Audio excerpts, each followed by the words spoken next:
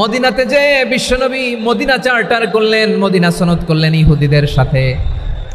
আবার মদিনাতে বিশ্বনবী ইহুদিদের সাথে পিস ডায়ালগ করলেন, ইন্টারফেথ ডায়ালগ করলেন, আন্তধর্মীয় সংলাপ করলেন। যেই সংলাপের মূল ভিত্তি ছিল তাওহীদ।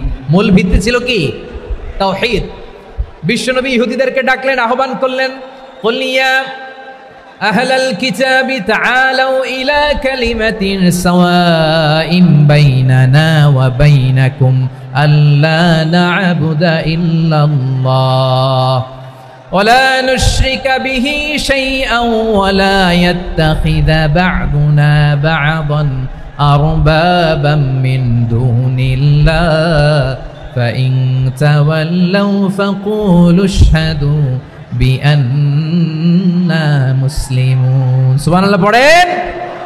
বিশ্বনবী মদিনার ইহুদিদের ডেকে বললেন, ও ইহুদিরা শোনো শোনো, আসো এমন একটা আদর্শের প্রশ্নে আমরা একত্রিত হই যে আদর্শের প্রচার তোমাদের নবীরাও করেছে, আমিও করি।